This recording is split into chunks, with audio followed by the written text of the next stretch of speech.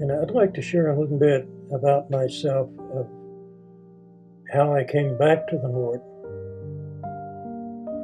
Maybe I should start at the beginning. I was born into a family, and my dad was a pastor. I was raised there until I was 19 years old when I left home. But when I was 13 years old, I gave my life to the Lord. I walked with Him for 5 years, and then I decided to go back into the world. Well, I spent 45 years, no, I'm sorry, not 45 years. I spent 25 years walking in the world. And I found no peace, no joy in the things of the world. Yes, I bought things, enjoyed them for a time, but there was no satisfaction, no lasting joy in it. At the end of the newness of what I had bought, I found out there was nothing there. And I spent the next 10 years of the RV and boat scene. And then the Lord took me out of that and put me into an RV park where He could get my attention. I was there for 6.5 years. And during that 6.5 year period of time, I was doing business in a town about 150 miles north of where I lived at the time. And as I was driving one morning at 5 o'clock, the Lord came into my truck. I could not see Him physically, but I knew He was there. And He started talking to me. And the first question He asked me was, "Are you tired of where you're at?" I said, "Yes." The next question was, "Are you willing to give it to me?" And again, my answer was yes. And then that third question that He asked me was one that many times we would think for a period of time before we had answered. But that last question He asked me was, "Are you willing to give it all to me?" And it was like immediately, yes. And during that time, after that, I look back on it and I wouldn't change a thing.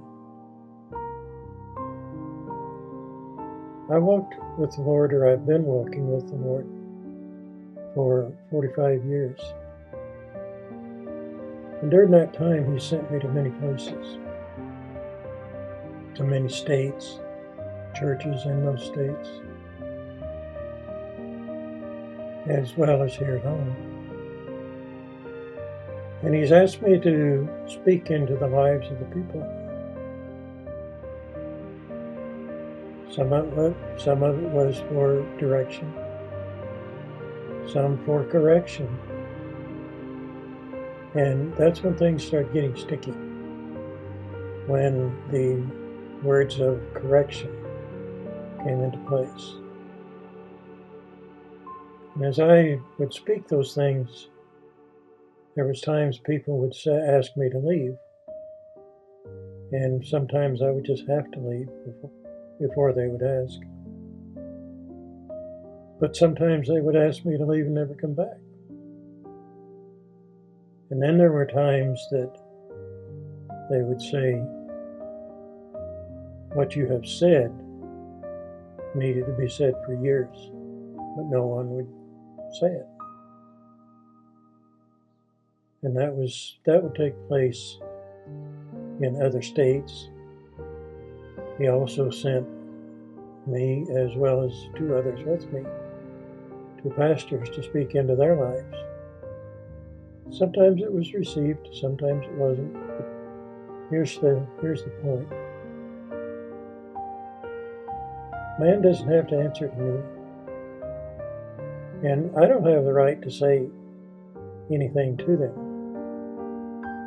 But when the Lord speaks to them, then they have to answer to Him, not me.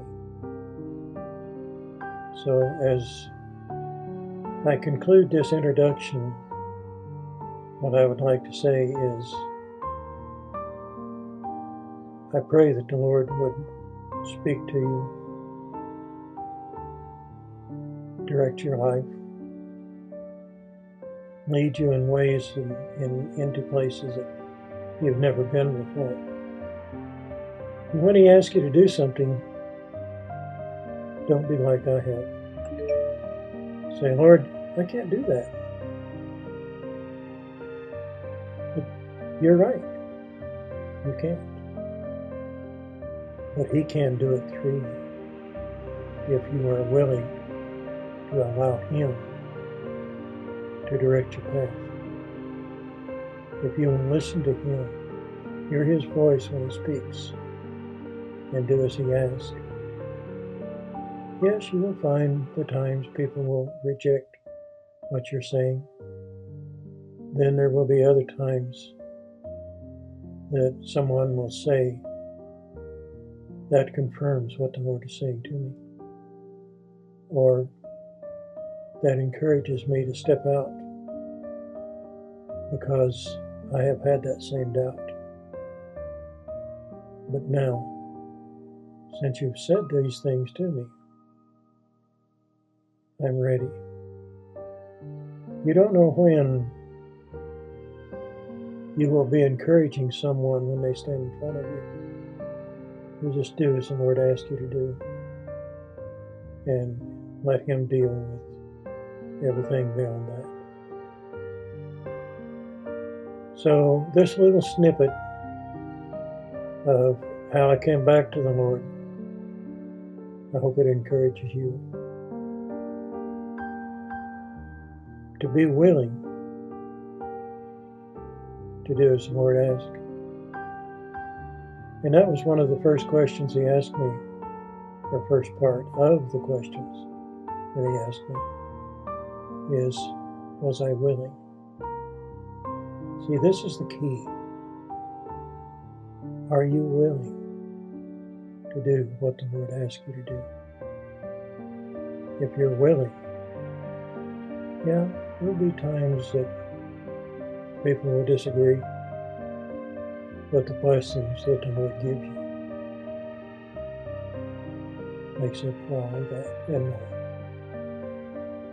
So with all that said, I hope this encourages you to move on as God is leading you. Don't ever look back, just look forward. Look at the things that what He is doing, not the things that Satan is trying to cause you to stumble with. Keep your eyes on Him, and you will find that a lot of the things that man is doing will not disturb you as much as it had in the past. But you will be encouraged, because He will encourage you, because you're seeing His hand move in the lives of people around you. So be blessed. Walk as you're called. Seek out your calling. That's the most important thing. That's one of the most important things. So with all that said, I'm going to be making videos teaching His Word as it is written, not giving my opinion of what it says, but to speak on what it says. So I hope this will encourage you to watch my post on YouTube, and you can type in on YouTube Sherman Grady at Sherman Grady 3714, and it will take you to some of the videos that I've made in the past, but there will be more coming in the future. So with all that said, it's 10 o'clock. Ask the Lord to bless you and keep you and your walk in your calling. God bless.